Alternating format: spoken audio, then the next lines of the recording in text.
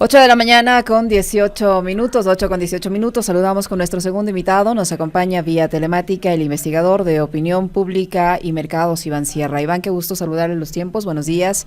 Bienvenido. Le acompañamos a Alexis Moncayo, quien le habla, Licenia Espinel. Gracias por estar en el espacio de Punto Noticias de Radio Pichincha. El presidente de la República en las últimas horas ha causado una gran controversia en la opinión pública al decidir expulsar a una periodista que le resulta incómoda al emitir una cadena nacional con el himno, diciendo que el himno se respete, etcétera, etcétera. Y nos tiene discutiendo de estos temas cuando hay otros problemas fundamentales también de importancia que no se quieren abordar. No se sabe si esta es una nueva cortina de humo o si esta va a ser el proceder del presidente de la República ante quien sea que le resulte incómodo o que critica su gestión. ¿Cómo analizar esta fase que estamos conociendo ahora del presidente que cuando fue candidato se pintaba absolutamente tolerante y respetuoso de la libertad de expresión? Si enciende su micrófono, Iván, por favor. Licenia, Alexis, buenos días, ahora sí. Ahí sí le escuchamos. Buenos días y saludos también a todas las personas que nos siguen, que nos escuchan y que nos ven en Radio Pichincha. Quería, sin saber que esta era una de las preguntas o que iba a ser la primera, quería aprovechar que estando en un medio de comunicación y en contacto con dos distinguidos periodistas, iniciar expresando mi solidaridad, primero en el plano de lo personal, con Alondra Santiago, periodista igual que ustedes, por la persecución política que se ha iniciado en su contra, ¿no? Me solidarizo con ella y con todas las voces valientes y honestas que hay en el país.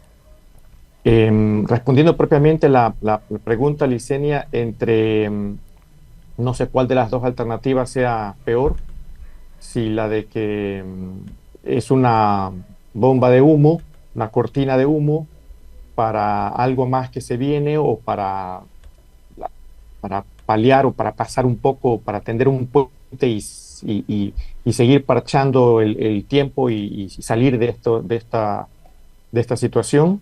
O lo otro, ¿no? La persecución antojadiza, violenta, inesperada contra las voces que lo cuestionan.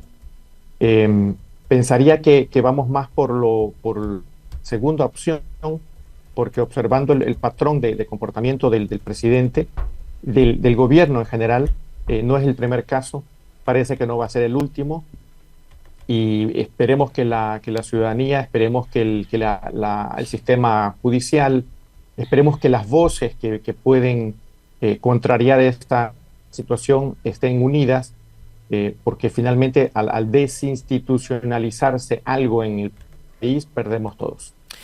Qué gusto saludarle, Iván, a la distancia, un fuerte abrazo. Yo leía en el comentario parte de lo que es un informe que ha presentado Comunicaliza en las últimas horas. Seguramente usted, que es investigador, también lo habrá visto en las redes sociales. Lo publicó, me parece que ayer, Álvaro Marchante. Yo lo había revisado hace algunos días atrás. Los temas que le interesan a la gente, ¿no? Inseguridad en primer lugar, que resulta bastante obvio, 36%, falta de empleo 17 o 18, la situación económica 11, corrupción política 7, pobreza 6, pagar deudas 6, subida de precios 4.6, es decir, todo gira en torno a la situación económica crítica y la inseguridad. ¿Por qué entender que el gobierno genera este tipo de, podría considerarse también como cortinas de humo o abrirse frentes innecesarios, empezando a perseguir a una periodista, incluso utilizando los sistemas de inteligencia del país, cuando hay otras cosas de las cuales debería ocuparse emergentemente?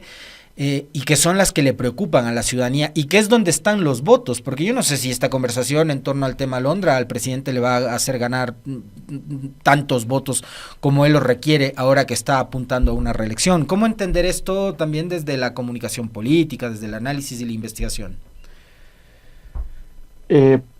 Me parece que no hay políticos de la categoría que se necesita en el gobierno.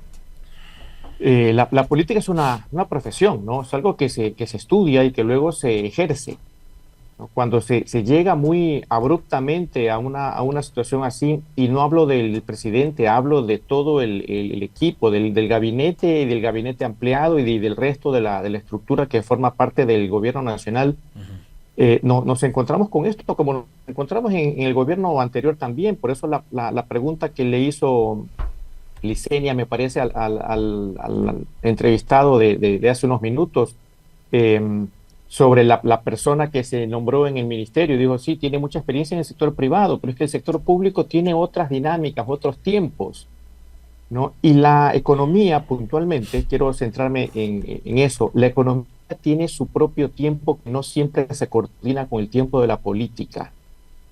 Y lo que puede ser, tal vez sí, tal vez no, desconozco, un buen momento para que el gobierno nacional esté abriendo todos los frentes que está abriendo, la economía continúa caminando, continúa desmejorándose.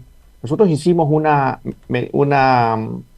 un estudio bastante amplio sobre muchos aspectos de la sociedad, las ciudadanías guayaquileñas. Lo hicimos específicamente en Guayaquil y los resultados son en ese sentido concordantes con los que acabas de comentar de Comunicaliza, ¿no? En todos los frentes, en los 6 principales frentes que medimos la gestión del gobierno de Daniel Noboa, en ninguno obtiene más de 25% de aprobación. ¿No? En educación tiene 21, en salud 18, en empleo y economía obtiene 12% de aprobación y 56% de desaprobación abierta y un 32% que se queda intermedio. Pero reitero, para no envolvernos en tantas cifras, en nada obtiene más allá del 25% de aprobación abierta, considerando las respuestas muy buenas y las respuestas buenas. ¿Se incluye inseguridad en esas preguntas, Iván? ¿Se incluye el tema de la inseguridad? Se incluye seguridad y seguridad no es la mejor calificada. La mejor no, porque si la máxima tiene 25% o 25 sobre 100, digámoslo así, ninguna está bien calificada, pero esa no es seguridad. Esa que obtiene 25 sobre 100 es combate a la corrupción. Pero es que no es mucha diferencia entre sacar 18 o sacar 20 o 22 sobre 100. Claro. ¿No? Y con ese panorama, y particularmente el de empleo y economía, que afecta al día a día de las familias y que sin eso no hay nada, sin empleo no hay dinero, sin dinero no hay comida, no hay salud, no hay tampoco entretenimiento, que también es necesario. En medio de todos esos inconvenientes, esos faltantes, esas falencias, esos incumplimientos de campaña, está el gobierno nacional abriendo estos otros frentes y combatiendo en estos tiempos de la digitalidad a una periodista por medio de la visa de residencia acá, y que la va a obligar en el peor de los casos a salir del país. Ni siquiera se la saca encima, al contrario, el rival se le hace más grande, porque Alondra va a ser más importante ahora que está fuera del país, si es que llega a estarlo, ¿no? Y desde afuera podrá seguir ejerciendo su profesión y comentando e informando y etcétera sobre la política ecuatoriana, porque estamos en estos tiempos de la digitalidad. A lo mejor en tiempos de Juan Montalvo hubiera tenido alguna incidencia, y fíjense que ni siquiera allí, ¿no? Porque cuando pasa lo que pasa con García Moreno, él reivindica el hecho como producto de sus artículos, ¿no? De su pluma. Así que no lo puedo explicar más allá de las torpezas. Iván, el hecho de que la calificación en materia de seguridad siga siendo baja, porque no llegan al 30%, lo que usted dice, ¿qué muestra? Que el plan Félix finalmente nunca despegó, que no está dando los resultados que el gobierno presenta día a día con la supuesta reducción de los niveles de inseguridad o de muertes violentas, etcétera, etcétera, o con los más de 2.000, 3.000, no sabemos ya cuántos miles de operativos, si la gente se sigue sintiendo insegura. En las ciudadanías guayaquileñas la percepción es que no. Solamente 18 de cada 100 guayaquileños está satisfecho, entre medianamente satisfecho y totalmente satisfecho. Así que más allá de las cifras oficiales, más allá de las declaraciones públicas del gobierno y de sus ministros, las ciudadanías en Guayaquil puestas a calificaron con 18. El 18% lo calificó como bueno o como muy bueno, y el 63, o sea, 2 de cada 3 guayaquileños lo calificaron como malo y muy malo, mala y muy mala la gestión de seguridad del gobierno nacional. Iván, planteabas algo sobre lo cual también se venía conversando durante el gobierno de Lasso, y hoy con Noboa creo que se pone mucho más en evidencia, y lo señalabas con bastante precisión: la falta de equipo.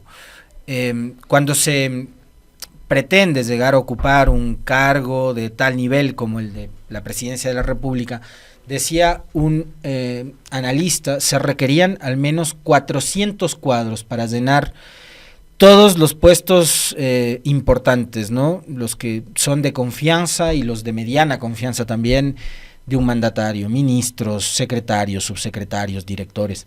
400 personas. Hoy vemos que ni siquiera en el círculo más cercano, lo que acababas de señalar, existe gente que está absolutamente preparada y comprometida con el manejo de lo público, con la administración del Estado.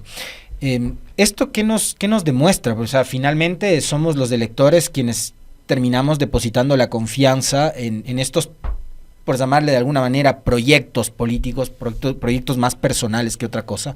El de Noboa es evidentemente un proyecto muy, muy personalista.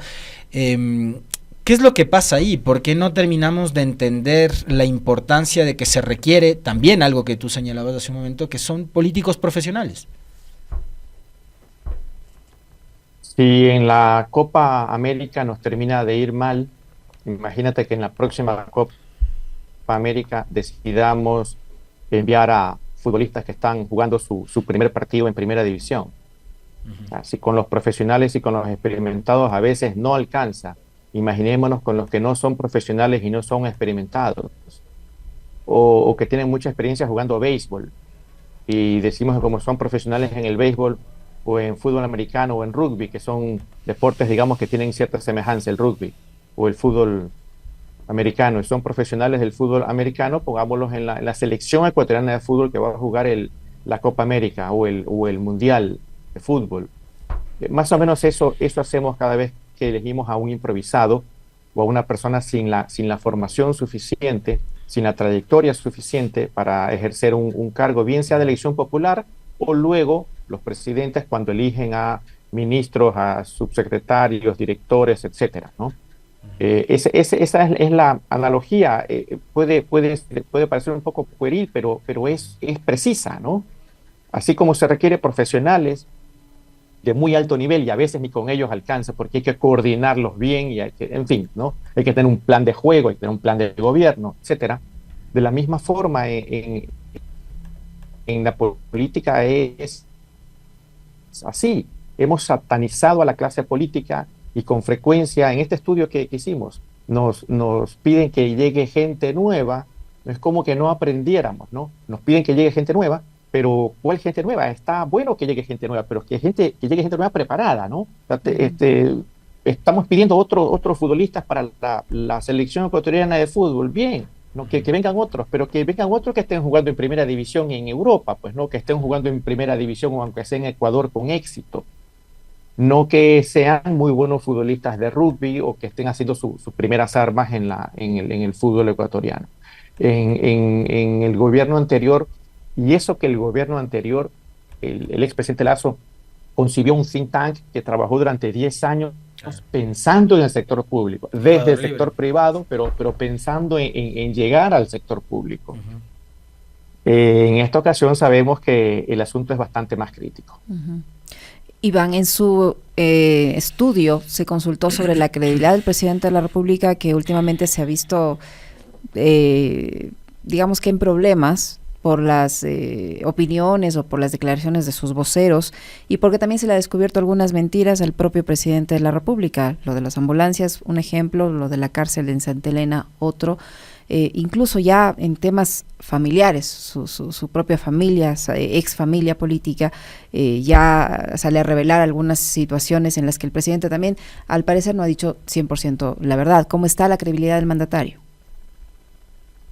Se la midió Licenia, pero sobre las preguntas relacionadas con credibilidad, siempre hay que tener un poquito de tino, porque suelen ser preguntas, especialmente cuando se hace solamente una o cuando se publica solamente una, suelen ser preguntas muy abstractas. Generalmente se pregunta usted cree en la palabra del presidente o califique la credibilidad del presidente o usted confía en el presidente.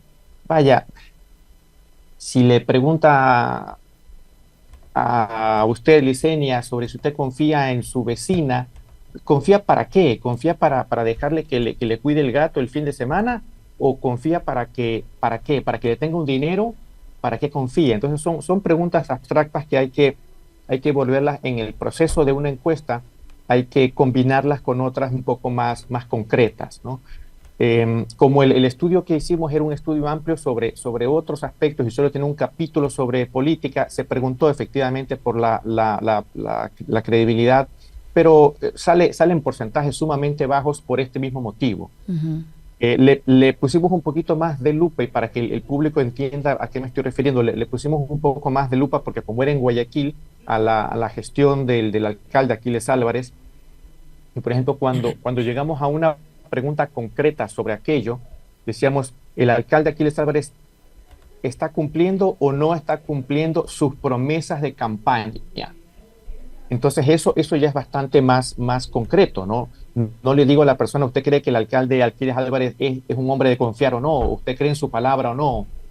No, sino que le estoy preguntando por algo concreto, ¿está cumpliendo o no las promesas de campaña? Por cierto, el alcalde salió 57% de respuestas favorables hacia que está cumpliendo efectivamente, está empezando a cumplir o está cumpliendo ya sus promesas de campaña.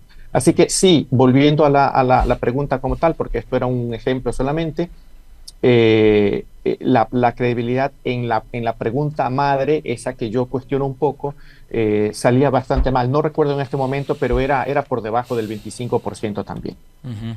Ahora, Iván, con respecto a lo sucedido en las últimas horas con el presidente Noboa, y no solamente el episodio de Alondra, algunos analistas han sumado esto a lo que viene pasando con la vicepresidenta Abad, lo que pasó con la ex ministra de Electricidad Andrea Robo, lo que pasa con su ex esposa y la madre de su primera hija, la señora Goldbaum, lo que pasó con una profesora de Olón que formaba parte de este colectivo ciudadano que se oponía a la construcción de un complejo arquitectónico, y muchas otras cosas dan cuenta de que el presidente ha decidido cargarse en contra de mujeres específicamente.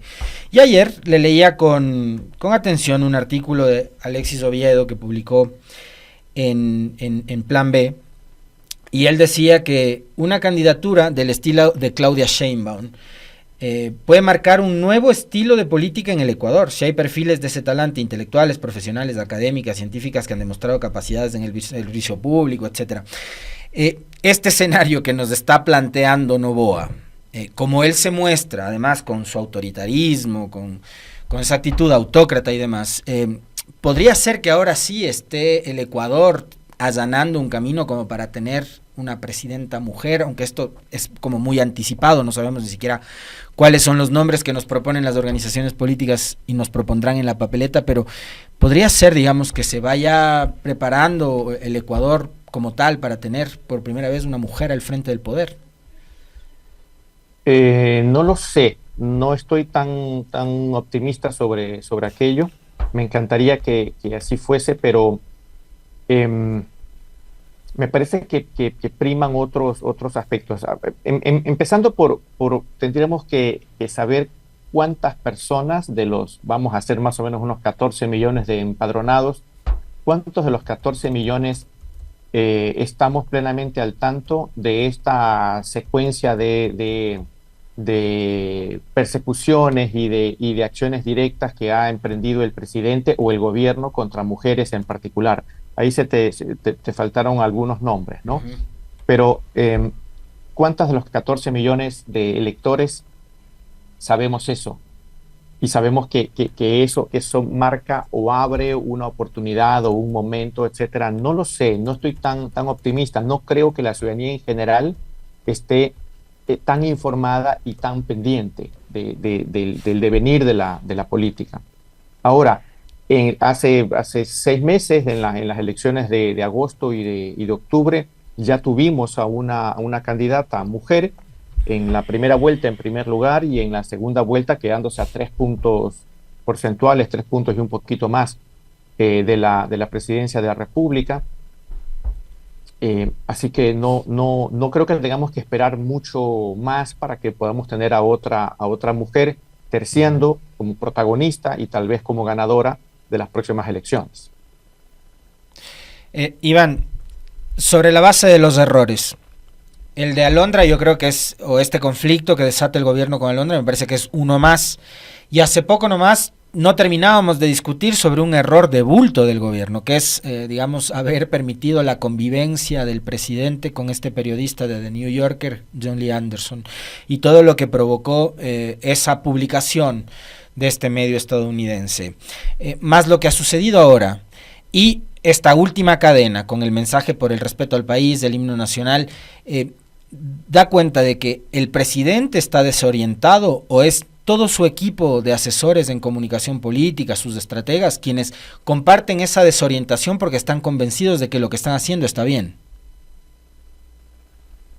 El manejo político en general del gobierno, el manejo comunicacional en particular, tiene muchos rasgos de torpeza. Lo mencioné hace unos minutos. Tiene muchos rasgos de torpeza. No puedo evaluar su nivel de bondad, maldad, mala intención o lo que fuere, pero de torpeza es que es notorio. Abren problemas donde no existen problemas. Deciden contra estructuras jurídicas, legales, que tienen décadas de vigencia en el mundo. Lo de la entrevista, bueno, no es una entrevista, es un reportaje de varios días, varias semanas, ¿no? Donde hubo mucho tiempo para preparar eso y luego hasta para ir ajustando las tuercas en el camino y sale lo que sale, ¿no? Y además, la descripción que se hace del presidente es lo que aquí más o menos conocemos, es una descripción para el resto de Latinoamérica o para los lectores de New Yorker. Pero no nos está revelando a nosotros nada que no supiéramos del presidente, de su estilo, de su perfil, nada, ¿no? O sea, es bastante fiel, y en medio de aquello se filtran estas declaraciones tan torpes, otra vez, torpes, porque es que son eso, no creo que haya existido la intención de ofender a Nayib Bukele o la intención de ofender al pueblo argentino, no, es torpeza como tal, es estar poco acostumbrados a las esferas públicas y a las consecuencias de lo que se hace en las esferas públicas. ¿Torpeza o es la forma como piensa o como mira al resto, que no está en su nivel? Sí, esa torpeza permite, en México hay una expresión tan clara para esto, permite que se le vea el cobre, ¿no? Cuando una joya es bañada en oro y se la venden a uno como de oro y con el tiempo se descascara y se le ve el cobre. Como tuvimos una campaña electoral, la anterior, muy cortita, no hubo tiempo para conocer a los candidatos a fondo, ¿no? Y en el caso de él, en particular, un candidato que apareció en los últimos 10 días de la primera vuelta, que hizo silencio durante los primeros 15, 18, 20 días de la segunda vuelta, se escondió como esos equipos que se guardan atrás y que juegan al contragolpe, se escondió. Y hay una porción importante de la ciudadanía ahora, lo hemos medido en Guayaquil, lo han medido otros colegas en todo el país, que ni remotamente podría tener él un 52% de intención de voto al día de hoy, que fue con lo que ganó. A lo sumo podrá tener una intención de voto similar a la que obtuvo en primera vuelta, 20 y tanto %, que coincide con los niveles de aceptación en Guayaquil. Sin embargo, eso es hoy, que no estamos en campaña. Y esta campaña electoral, la que se viene, a diferencia de las dos anteriores, parece que sí va a tener al presidente de la República en calidad de candidato. O en el menor de los casos tendrá un ministro directamente delegado por él, a diferencia del gobierno saliente de Lasso, que no presentó candidato, y el de Moreno, que tampoco, o creo que presentó un candidato menor, residual. Entonces vamos a tener ahora al presidente al frente en la palestra propia de una elección en una campaña más extensa que aquella en la cual ganó hace 6 meses, y con todos los dardos apuntando hacia la gestión gubernamental, que además es claramente deficitaria. Entonces vamos a ver mucho más y vamos a conocerlo mucho mejor recién ahora, cuando empiece a recibir los cuestionamientos, los ataques, las preguntas, los develamientos de partes de su personalidad, de su composición política, que no recibió en la campaña anterior. Interesante. Muchísimas gracias, Iván. Muy gentil por atendernos. Muy amable. Muy amable, Iván. Gracias, un abrazo. Licenia. Gracias, Alexis. Saludos a todos. Lo propio para usted. Iván Sierra, investigador de opinión pública y mercados, que ha estado con nosotros. 8:44. Una pausa.